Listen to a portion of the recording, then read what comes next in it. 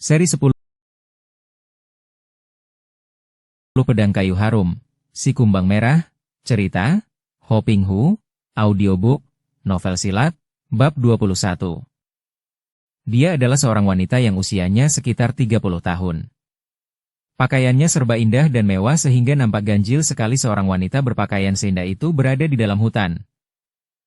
Dan cantiknya, bentuk tubuhnya, seorang wanita yang telah matang dan penuh daya tarik, menggairahkan. Kalau saja tidak nampak gagang sepasang pedang di balik pundaknya, tentu tidak ada seorang pun yang dapat menduga bahwa wanita cantik yang lemah gemulai ini adalah seorang ahli silat yang amat pandai.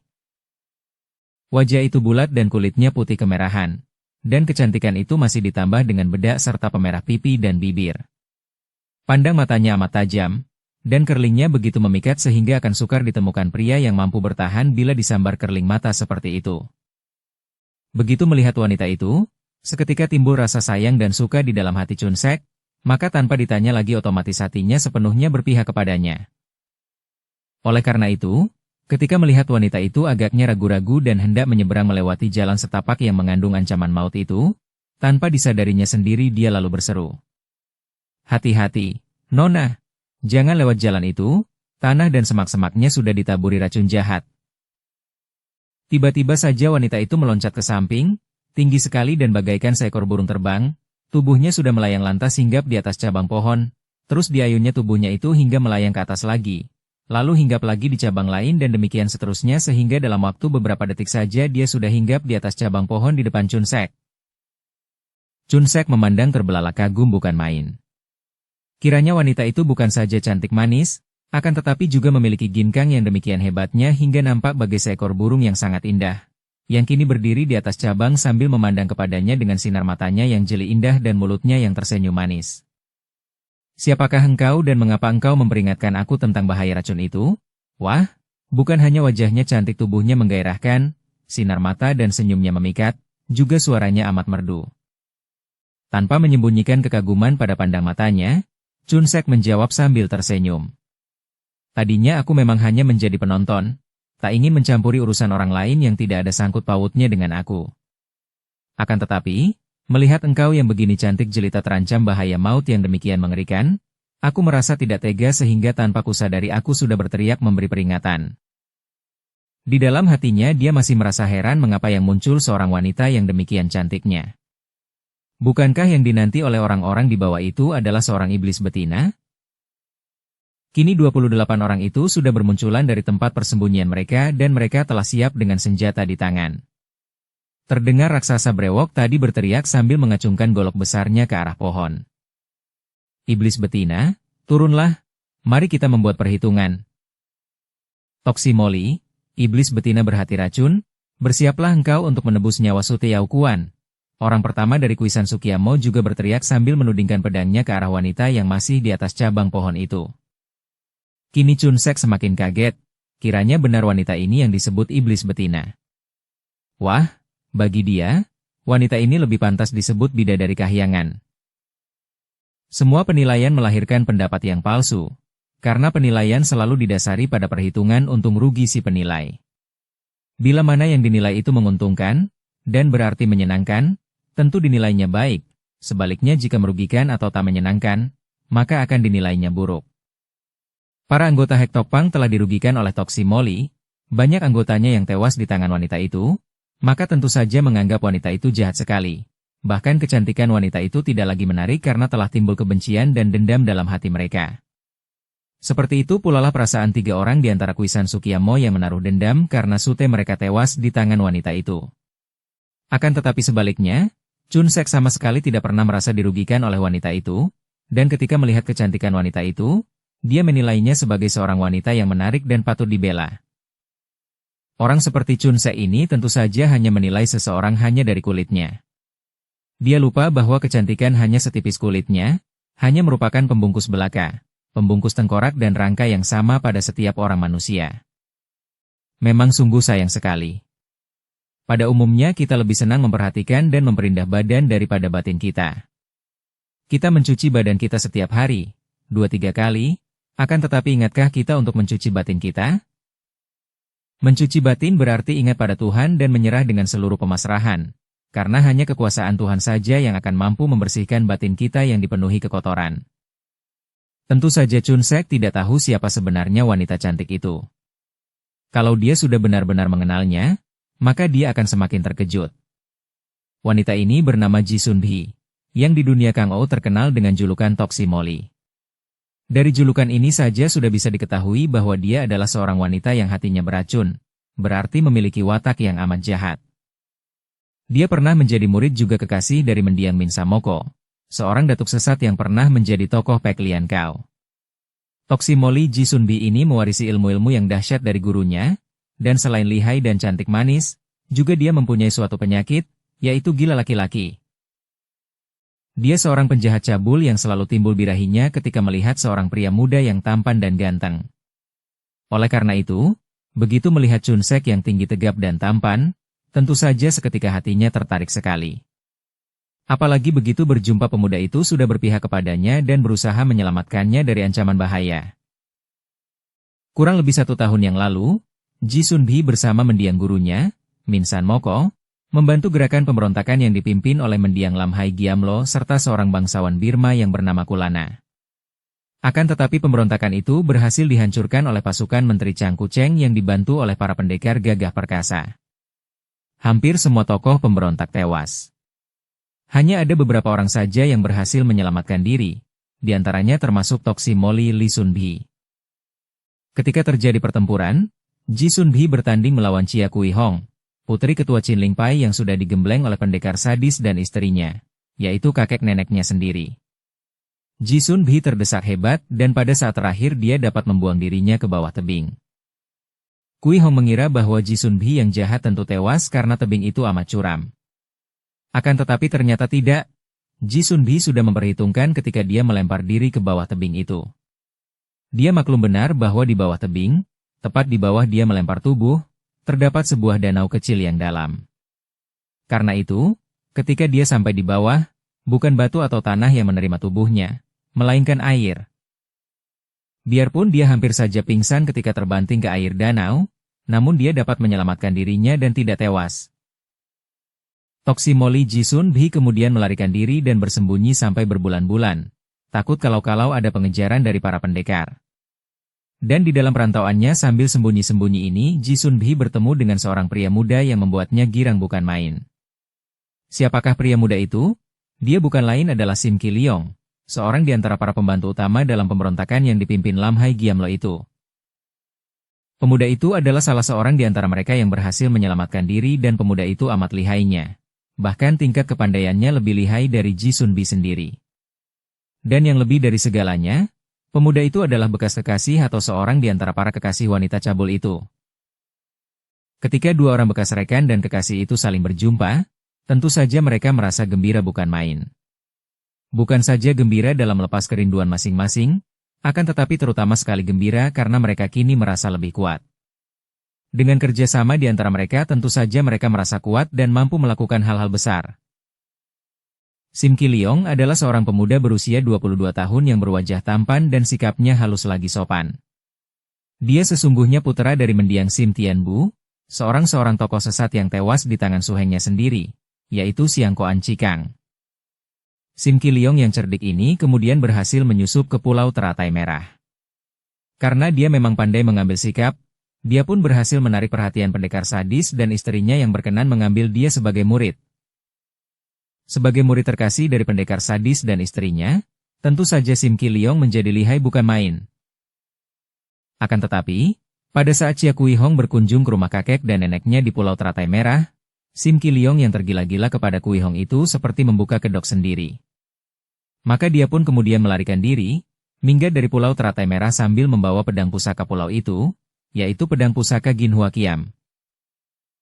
Sim Ki Leong kemudian ikut bergabung dengan gerakan pemberontakan Lam Hai Giamlo, menjadi salah seorang di antara para pembantu yang dipercaya selain Ji Sun Bee. Pada waktu gerombolan pemberontak itu diserbu oleh para pendekar dan pasukan pemerintah, seperti juga Ji Sun Bee, Sim Ki Leong yang ternyata sangat cerdik itu dapat menyelamatkan diri juga. Demikianlah, setelah Ji Sun Bee berjumpa dengan Sim Ki Leong, tentu saja kedua orang ini merasa girang bukan main. Keduanya lalu memilih Kim Lian San, Bukit Rati Emas, Itu sebagai tempat tinggal dan dengan kerja sama mereka sebentar saja mereka berdua telah mampu membangun tempat itu sebagai sarang dari perkumpulan yang mereka dirikan bersama, yang mereka beri nama Kim Lian Pai, Perkumpulan Teratai Emas. Tentu saja ketuanya adalah Sim Ki Leong dan Ji Sun Bi menjadi wakil ketua. Mereka berdua lalu menundukkan tokoh-tokoh sesat di sekitar daerah itu dan memaksa mereka untuk mengakui kekuasaan Kim Lian Pai. Kalau ada tokoh atau golongan yang tak mau mengakui, maka Ji Sun Bi lalu turun tangan mengalahkan tokoh itu atau mengobrak-abrik gerombolan yang melawan. Dalam waktu beberapa bulan saja hampir seluruh tokoh Kang Ou dan gerombolan penjahat sudah dapat ditundukkan. Mereka berdua lalu memilih pemuda-pemuda atau para pria yang memiliki kepandaian, juga wanita-wanita tangkas untuk menjadi anggota Kim Lian Pai. Keduanya lantas melatih mereka sehingga tak lama kemudian Kim Lian Pai telah menjadi suatu perkumpulan yang anggotanya berjumlah lebih dari 100 orang dan rata-rata mereka memiliki kepandaian silat yang cukup tangguh. Nama besar Kim Lian Pai mulai dikenal dunia Kang Ou.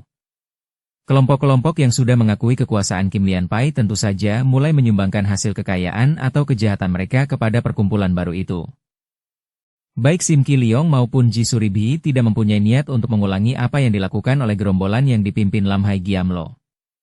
Tidak, mereka sudah cukup berpengalaman dan cerdik. Melawan pemerintah adalah perbuatan yang tolol.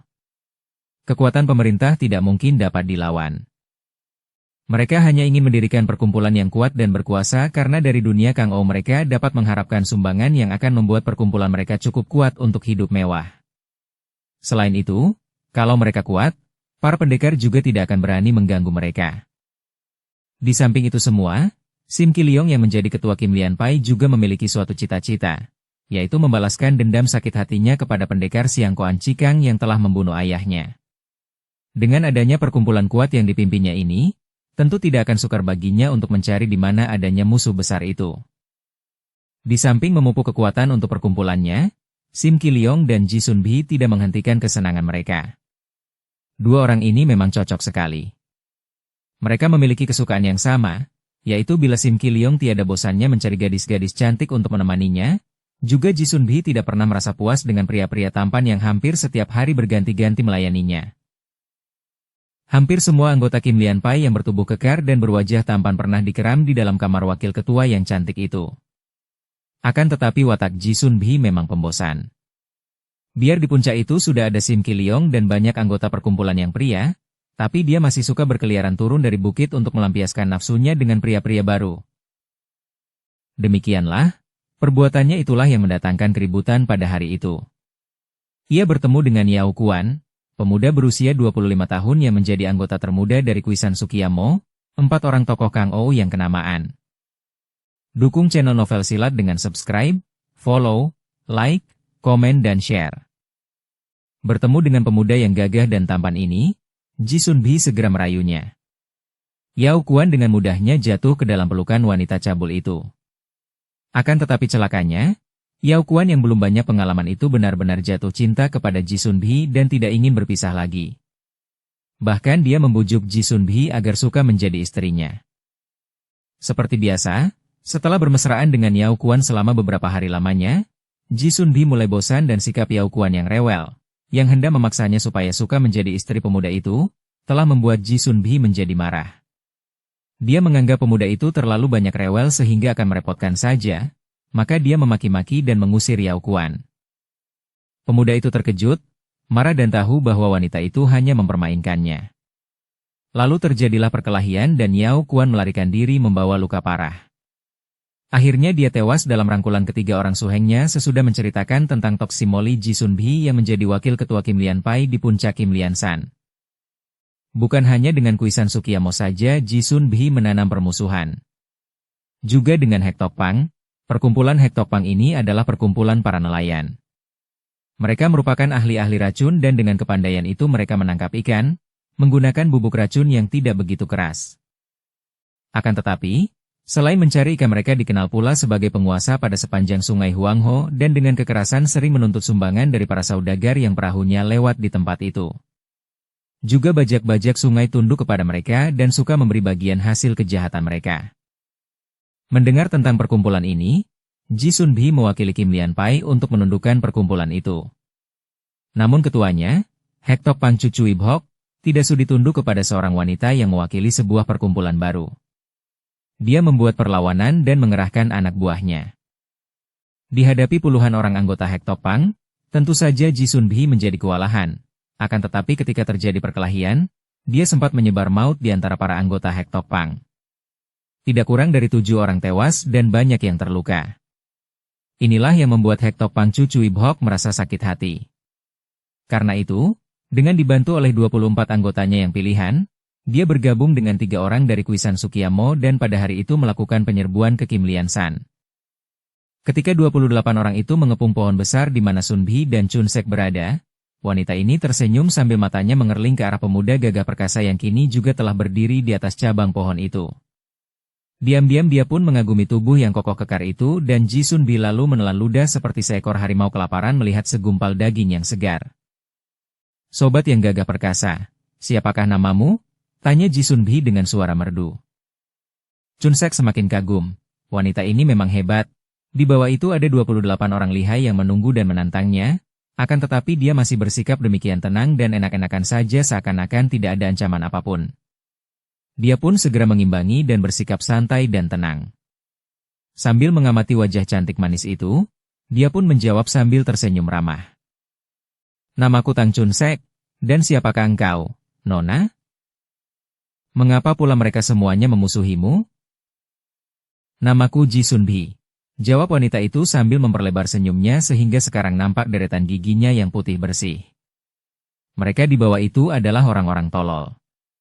Aku menjadi wakil ketua Kim Lian Pai yang ada di puncak Kim Lian San ini, dan kami ingin agar mereka itu tunduk dan membantu kami. Mereka malah melawanku. Saudara Tang Chun Sek, kalau menurut pendapatmu, bagaimana? Apakah aku harus membunuh mereka semua? Chun Sek menjadi semakin kagum.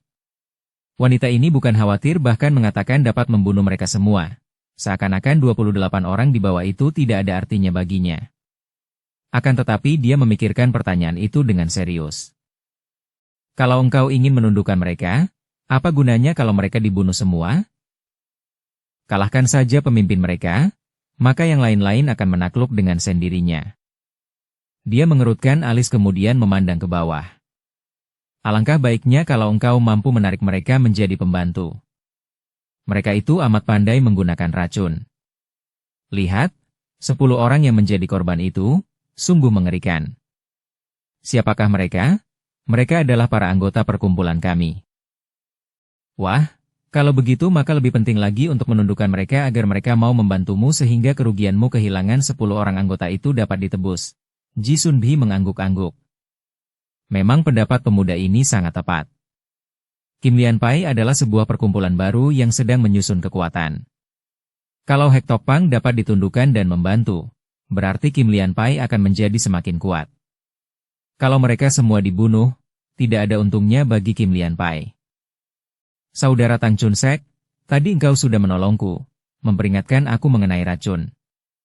Dan sekarang maukah engkau membantuku menghadapi mereka? Atau kelirukah penilaianku bahwa engkau seorang yang memiliki ilmu kepandaian tinggi? Chun Sek tersenyum, terus terang saja aku pernah mempelajari ilmu silat, akan tetapi jika dibandingkan denganmu tentu saja aku masih kalah jauh. Hik-hik, aku tahu bahwa orang yang merendahkan diri itu justru merupakan lawan yang berbahaya. Tong kosong nyaring bunyinya sebaliknya tong yang penuh tidak berbunyi. Jadi engkau hanya menganggap aku ini sebagai sebuah tong saja? Apa salahnya menjadi tong? Kalau tong beras atau tong anggur memang cukup berguna, akan tetapi tong sampah? Kelakar Chun Sek yang timbul kegembiraannya melihat sikap wanita yang lincah jenaka dan genit ini. Tong sampah juga berguna sekali. Akan tetapi siapa menyamakan engkau dengan tong? Engkau seorang pemuda yang begini gagah perkasa dan ganteng. Hanya saja aku ingin melihat apakah engkau mampu menghadapi seorang di antara mereka. Chun Sek merasa kejantanannya ditantang.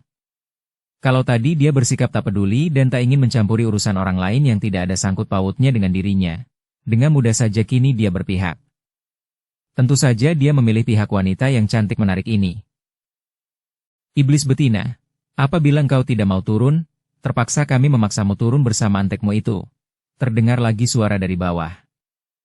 Dan tiba-tiba dari bawah tanpa sinar berkelebat ketika dua batang hu itu, pisau terbang, meluncur ke arah Chun Sek dan Ji Sun Bi. Pisau-pisau terbang itu dilempar oleh Tio Suit, orang ketiga dari Kuisan Sukiyamo yang mempunyai keahlian menggunakan pisau ini sebagai senjata rahasia. Sebelum Ji Sun Bi menggerakkan tubuhnya, Chun Sek lebih dahulu menggerakkan kedua lengannya. Kedua tangannya menyambar ke bawah dan ternyata dia sudah menyambut dua batang pisau itu. Kalau saja yang melemparkan pisau itu adalah orang Hek Tok Pang, tentu saja dia tak akan berani menyambut dengan tangan begitu saja karena ada bahaya keracunan. Akan tetapi yang menyambitkan pisau adalah salah satu di antara tiga orang yang dibayangi dari kota tadi, maka dia berani menyambutnya. Tanpa berkata apapun, Chuk Sek memandang ke bawah dan melihat salah satu anggota Hek Tok Pang mengacung-acungkan goloknya, diikuti oleh seorang anggota lain dan kini mereka berdua mendekati batang pohon di mana dia dan Ji Sun Bi berada. Dia lantas melemparkan dua batang pisau terbang tadi ke bawah, namun membidik ke arah pundak kedua orang itu. Dua sinar menyambar turun, dibarengi suara mencuit nyaring dan dua orang anggota Hek Tok Pang itu lantas roboh sambil berteriak kesakitan. Pundak mereka sudah tertusuk pisau terbang tanpa mereka dapat mengelak saking cepatnya dua pisau itu menyambar. Melihat hal ini, Ji Sun Bi merasa girang bukan main. Dengan mesra dan lembut dia memegang tangan Chun Sek dan berbisik dengan suara merdu. Bagus sekali, ternyata engkau adalah seorang yang sangat lihai. Saudara Tan Chun Sek yang gagah, mari kau bantu aku menundukkan mereka dan selanjutnya aku akan menjadi sahabatmu yang amat manis. Engkau akan kuhadapkan kepada pangcu kami dan engkau akan bisa menjadi pembantu kami yang utama.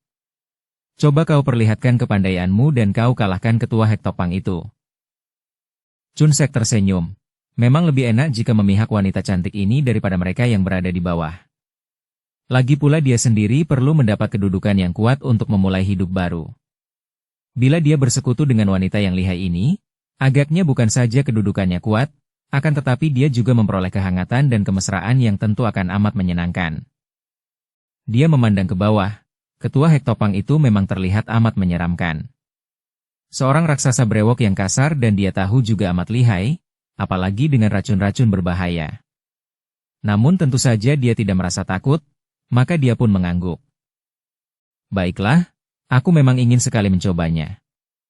Mari kita turun dan kita hadapi mereka. Berkata demikian, Chun Sek lalu melayang turun dari atas pohon itu seperti seekor burung garuda besar menyambar. Dengan senyum girang Ji Sun Bi memandang dan dari cara pemuda itu melayang turun saja dengan mudah dia dapat menduga bahwa memang pemuda itu bukan orang biasa, melainkan memiliki ilmu kepandaian tinggi. Tidak disangkanya bahwa dalam menghadapi musuh yang telah menewaskan 10 orang anak buahnya ini dia akan bertemu dengan seorang pemuda yang tampan, gagah perkasa dan suka membantunya. Dia pun segera melayang turun untuk mendampingi pemuda itu menghadapi musuh-musuhnya. 3 orang dari Kuisan Sukiyamo dan Hek Tok Pang Chu juga terkejut melihat cara kedua orang itu melayang turun.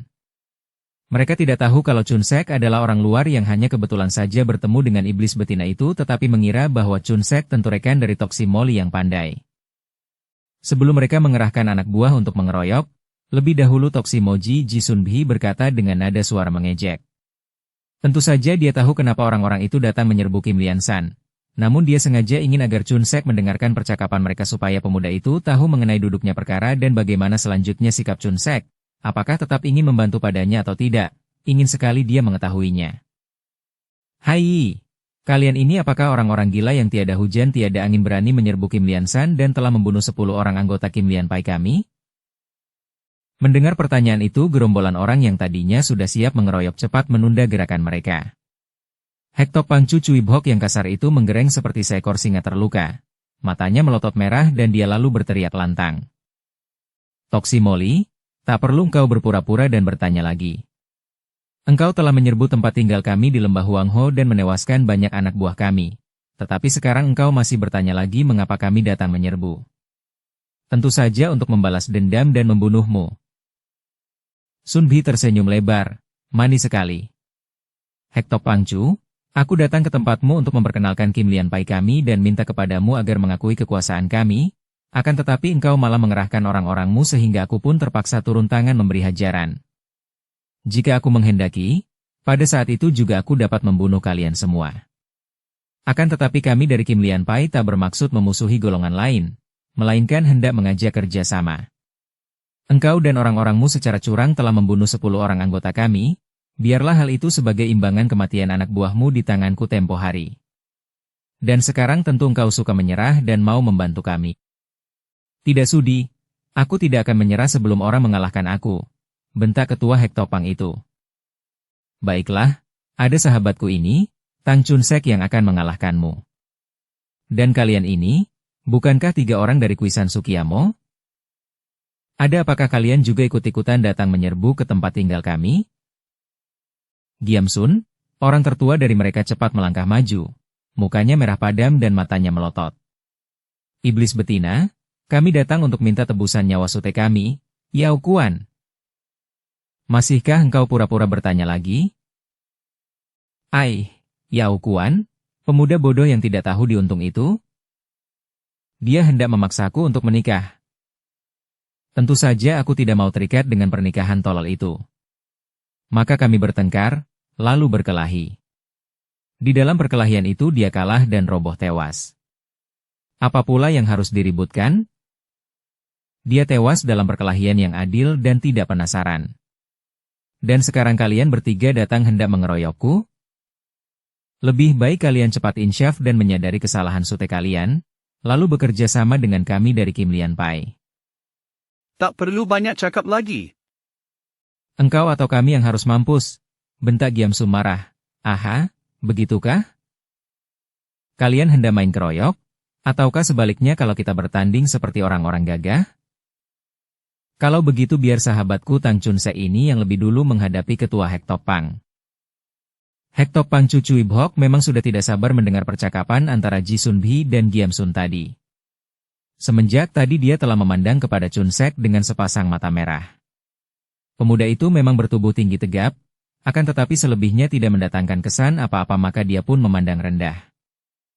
Biarpun calon lawan itu tinggi tegap, namun nampak kecil ringkih dibandingkan tubuhnya yang tinggi besar seperti raksasa. Agaknya, dengan sekali tangkap saja dia akan mampu mematahkan tulang punggung pemuda itu. Kini, mendengar ucapan si iblis betina, tanpa banyak cakap lagi dia pun segera menerjang dan menyerang Chunsek dengan goloknya yang lebar dan panjang. Sing! Golok itu menyambar lewat dekat kepala Chunsek saat pemuda ini mengelak dengan lincah sekali. Gerakan ketua Hektopang itu memang cepat bukan main dan hal ini saja membuktikan alangkah besar tenaganya sehingga dia mampu memainkan golok yang sangat berat itu bagaikan sebatang senjata yang sangat ringan saja. Namun bagi Chunsek kecepatan itu masih nampak terlalu lambat. Pemuda yang pernah mempelajari banyak macam ilmu silat, bahkan secara beruntung sudah dapat menguasai pula ilmu-ilmu dari Chin Ling Pai ini memiliki tingkat yang jauh lebih tinggi dari tingkat lawan. Oleh karena itu bacokan golok yang pertama tadi bisa dielakkannya dengan amat mudah. Bahkan pada waktu mengelak ke samping dia masih sempat mengirim pukulan ke arah lambung lawan. Wiwid, ketua Hektopang terkejut bukan main.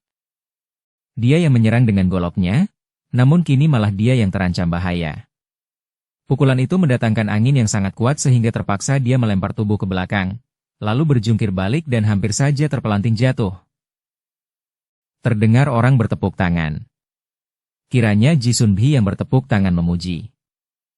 Hebat, engkau hebat, saudara Tang Chunsek. Wanita itu memuji dengan kagum dan juga giram bukan main.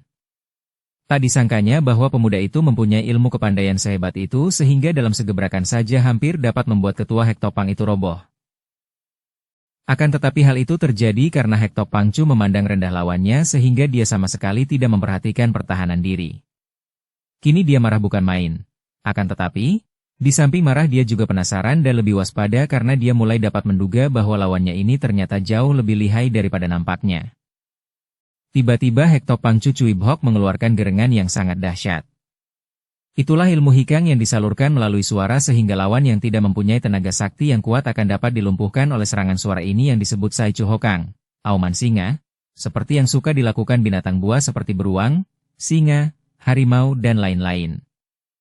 Seekor singa bisa melumpuhkan calon korban hanya dengan auman yang menggetarkan jantung calon korbannya atau lawannya, malah sudah banyak pula manusia yang menjadi korban binatang buas, belum apa-apa sudah merasa lumpuh dan tidak mampu melarikan diri begitu mendengar auman binatang buas itu. Kini Hektopang Chu itu agaknya juga menggunakan ilmu semacam itu. Suara aumannya menggetarkan jantung. Akan tetapi yang sekarang dihadapinya adalah seorang pemuda gemblengan yang memiliki ilmu kepandaian tinggi. Chun Sek juga merasa betapa auman itu sudah menggetarkan jantungnya. Namun dengan pengerahan sinkangnya dia bisa menolak pengaruh itu dan hanya tersenyum mengejek. Ketika auman berhenti, golok besar itu sudah menyambar-nyambar dan berubah menjadi gulungan sinar yang menyilaukan mata. Agaknya raksasa brewok itu telah menggunakan seluruh tenaga dan kepandaiannya untuk melakukan serangan. Tiba-tiba, tangan kirinya bergerak dan nampak uap hitam menyambar ke arah Chun Sek. Hal inilah yang dinanti-nantikan oleh Chun Sek. Dia tahu bahwa Hek Tok Pang merupakan perkumpulan ahli racun. Karena itu tentu saja ketuanya pandai sekali memainkan senjata beracun. Maka, begitu tangan itu bergerak dan nampak uap hitam menyambar, tahulah dia bahwa lawannya sudah menyebar bubuk racun yang amat berbahaya dan yang sudah menewaskan 5 orang wanita anggota Kim Lian Pai tadi. Dia pun cepat-cepat mengumpulkan pernapasannya, lalu meniup ke arah asap atau uap hitam itu. Uap hitam itu langsung membuyar dan bahkan 3 orang kuisan Sun Qiamo berloncatan menyingkir agar jangan terkena uap hitam yang menyebar. Demikian pula Ji Sun Bhi yang cepat meloncat mundur ke belakang. Bersambung ke bab 22. Dukung kami dengan subscribe, follow, like, komen dan share. Terima kasih.